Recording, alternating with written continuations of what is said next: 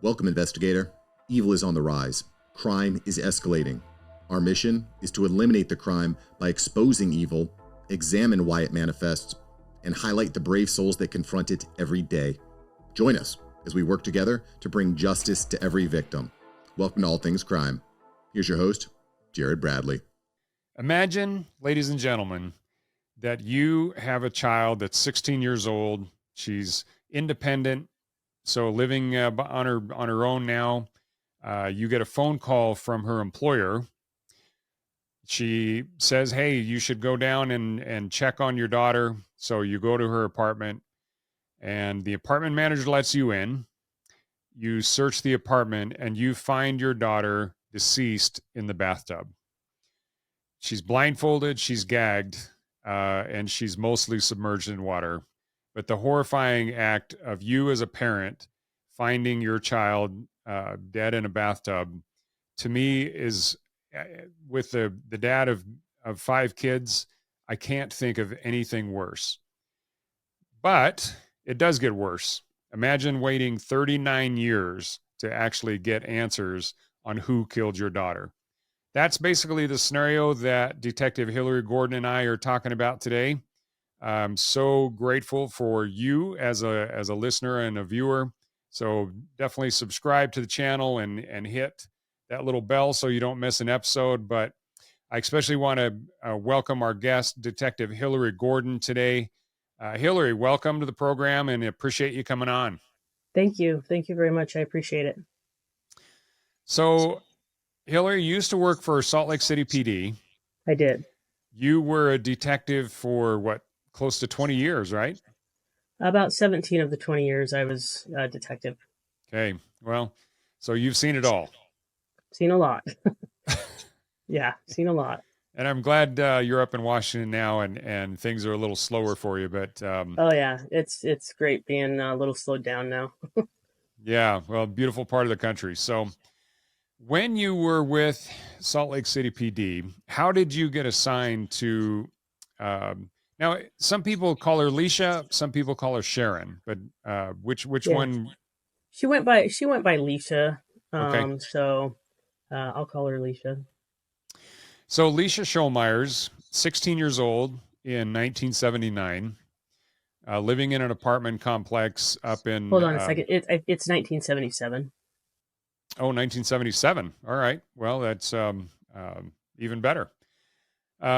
Seems that, especially with the news that just broke today, we'll talk a little bit about that, that case in Aurora, Illinois. But seems like the 70s, there were a ton of really nasty dudes running around.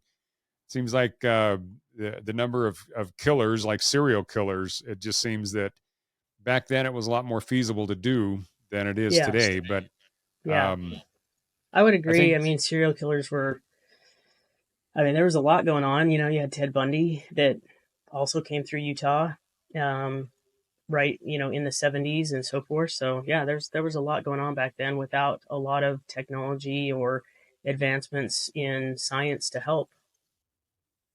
Yeah, well, DNA wasn't even on the scene yet, so these guys could go into, and if they were wearing gloves, there were not a chance of getting any kind of fingerprinting, and so they're obviously this killer that killed Lecia, he wasn't even concerned about leaving fingerprints from what I understand. But so talk to me about how you got assigned to Lecia's case and where you took it from, the day that you found out you were in charge of this cold case. Okay. Yeah, we had a cold case grant from the Department of Justice because we have quite a few cold case homicides and missing persons cases. And I was really interested in Lecia's case because I knew the owners of the restaurant that she worked for back in the 70s. And so I'm actually friends with that family. And when I saw that we had the cold case grant and that cold case was unsolved, I was very interested in learning more about that case. So I asked for the case to be assigned to me. It had been assigned to several other detectives previously. And so I took the case on and just delved into every single possibility, read every single document associated with it, and tried to figure out a way of looking at the case from a different angle that hadn't been looked at before. Sure. So talk our audience through, like, if you were just trying to explain this case from the very beginning. And I explained a little bit, kind of the gist of what happened, but Yeah. uh, And so talk us Lecia, through, talk us through what happened, really. okay. Yeah, Lecia, she was a very independent 16-year-old. She wanted to live on her own. She didn't want to live at home anymore. So her mother, Sally, wanted to still, have a connection with her daughter and be, a part of her life, even though, Alicia's 16 and wanting to move out, she was pretty advanced for her age as far as maturity and so forth. So she got an apartment in downtown Salt Lake in what we consider the Avenues area, which is really close to the central downtown area of Salt Lake. And um, she got a job at Lamb's Restaurant, and uh, she was just, your typical 16-year-old, just living life, hanging out with friends, doing, whatever a 16-year-old does. But she also was living, in her own apartment and, had to pay for rent. And, back then there wasn't, she didn't have a phone in her apartment. There weren't cell phones, like I think her biggest possession or biggest prize to her that she had was a stereo. So she used to go out and party with her friends and work and just lived a typical life. So, I mean, it's really sad because that soon came to an end. Um, when she lived downtown there, she would walk to work. She didn't have a car. She would work her shifts. She would go home. Um, and then one day she didn't show up for her shift. And her supervisor, the supervisor in charge of the waitresses, Estelle was her name, called Sally and said, "This is really unusual that Lecia wouldn't show up for shift. She's not like that. Can you go check on her and see what's going on?" So Sally went to her apartment and knocked on the door, and nobody answered. The door was locked. So she left a note on the door for Lecia to call her. And Sally returned home, and a couple hours later, she hadn't heard from her. And so she decided to go back. And when she went back to her apartment, the note was still there. No one was answering the door. So she went to the apartment manager to ask him if he would open the door for her so she could go in and check to see, what was going on, if she was home, if she wasn't. And that's when she discovered her deceased in the bathtub. So she was face down in the bathtub. She was face down in the bathtub, and there was there was some water in the bathtub, but the bathtub in the initial discovery of her and when the detective showed up, they noted that over a period of time, the water wasn't holding tight in the bathtub, so it was probably higher than what they found her in, which was just a couple of inches. And so they did a test on the bathtub, and yeah, it was not holding water 100%. But she was Mm-hmm. found face down in a couple inches of water. Okay. Yeah, And other than the blindfold and the gag, she didn't have anything on. she did. She had a rope on one leg and a nylon tied on the other leg. Okay. So And my understanding is the apartment was pretty trashed. yeah, it looked like somebody had gone through it. There were, dresser drawers open, stuff like her purse strap had broken and was laying on the floor and dumped out. and there were some clothes on the floor. And the first thing I noticed in looking at the photographs is that the blind and the gag that was used on her matched the clothing that was laying on the floor, that looked like they were like two sort of halter tops that had been ripped and used for the blind and the gag. Now, out of your experience, why, especially with a victim that the suspect may know, why there's some psychological reasons that they will actually blindfold and gag a victim. I mean, Yeah, they don't. it's not just so that she won't be screaming out. Right. Yeah, they know that this person will recognize them. It's they don't want to get caught, and so they're gonna not only try to quiet them, but then they want to try and blindfold them so that they can't identify them. In this particular case, it's interesting because the killer obviously saw an opportunity to go in and assault or what have you to the victim, but he didn't go prepared. Um, and what I mean by that is when you have somebody who's preparing to commit a crime, they'll usually bring stuff with them. They may bring a knife, they may bring a gun, they may bring um, whatever they need to subdue their victim. But in this case, they used the knife, a kitchen knife from Lecia's apartment, to obviously get compliance. And that knife was found in the bathroom, not in the tub, but next to the tub. They used her clothing as the the gag and the blindfold. So it's not an organized person who has gone into that apartment to commit the crime. Mm-hmm. So when you see that, it's almost like a crime of opportunity, or just not a really well thought out crime. But once he got in there, he realized that this person's going to know who I am, so I need to go ahead and blindfold them. Okay. So the apartment's all just trashed. She's deceased in the bathtub.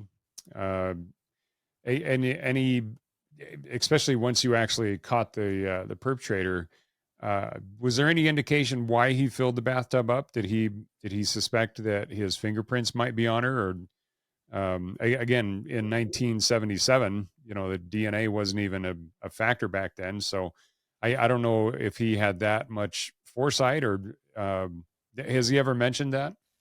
He has never mentioned why he put her in the bathtub. She would have had a hard time breathing anyway. Not that he would have known that, but she couldn't breathe out of her nose very well. So with the gag in her mouth, she would have had a hard time breathing. But I think that, obviously putting her face down in the water, maybe he thought that, it was going to drown her. Maybe he thought that this was his solution to how he would kill her. He had a knife. He obviously didn't use that on her. Obviously that was for compliance on her part, but I don't know what went through his head in putting her in the water, other than perhaps wanting to drown her, but she was already probably. So what was the ultimate cause of death? The ultimate cause of death was strangulation, I believe. But she couldn't. There wasn't anything around her neck, and I don't recall the ME's report saying that there was water in her lungs. I think that she essentially suffocated from what took place. Mm-hmm. I don't know if he had his hand on her neck or any of those sorts of things, but she couldn't breathe through her nose, and with the gag, ultimately suffocation is what caused her death. Yeah. So not only was she sexually assaulted, but I can't think of a worse way to go than suffocation. I mean, that's like a slow. There was a case in Florida that I remember. The victims, they were an older couple, and some group of women actually broke into their apartment and taped them up with duct tape. And they put duct tape around their face as well. And they must have put so much around their mouth and nose that ultimately the couple suffocated. And I don't even think they meant, I think they were just meant to restrain them and then kind of blindfold them so they couldn't see. But ultimately they killed them because they suffocated them. And Yeah. I just think that'd be just a horrible way to go. Yeah, it would be. I mean, not only would you be absolutely terrified after, and I mean, especially with Lecia, I mean, I don't mean to be graphic, but can you imagine being 16, someone breaks into your apartment and not in a loud way. I mean, this guy had the key to her apartment. He goes in, he finds her, he subdues her with a knife, threatens her, blindfolds her, gags her, rapes her, and you're suffocating the whole time. And I just can't imagine the fear that she was experiencing. That's got to be horrific. Yeah. Well, and I remember seeing the episode on Forensics Files 2. It's called Knots, by the way, for any of you that want to go on and actually see how the Forensics Files put together that whole story. And it's, I think both you and the other detective in describing everything just did a fantastic job. But the way that it happened, I think is just unbelievable. Like you said, the apartment manager, he was 19 at the time, right? I think he was 20. Yeah. Okay. But still, I remember when they found him in Florida, which, by the way, just kind of a side note, there's a weird connection between murdering people in Salt Lake City and then finding them in Florida, 30 years later. So it's just one of those bizarre things where the Crystal Beslanowicz case, they found the perp in Florida living in his mom's house in Sarasota, 20 years after he killed Crystal Beslanowicz. So this is kind of the same way. Yeah. Not Sarasota, but in Florida nonetheless. Every time I'm down in Florida and I'm with my friends down, or detectives or anybody else down, I'm like, you guys are surrounded by murderers down here, man. It's it's brutal. So anyway, you were you part of the interview process with McCabe? I was not. I was not a part of the interview process. I worked on the case itself for about a year, and in working the case, there were a lot of people fixated prior on the case to a associate of hers that lived in the building, and they really thought that it was this associate, this guy that wanted to date her that she didn't want to date. So when I looked at the case, and I knew that direction had not panned out for many years on numerous different levels, I wanted to try and look outside the box to figure out what haven't we looked at here. And the thing that stuck out to me the most, it was like just glaring to me personally, was that this was sort of a crime of opportunity. This was somebody who, had the gall enough to go in, use a kitchen knife, use her stuff to subdue her, and the door was locked. So my first thought was, who has a key to her apartment? Who would have the access to go in and do this and then lock the door when they left? And my very, very first thought was, it has to be the apartment manager or his roommate. They have keys to the entire building. And so when I looked up where either of them were, it was a little difficult, because back in the 70s, they didn't write great reports. They didn't take date of births. In fact, they called him Pat McCabe, and I believe they just listed an age of 20.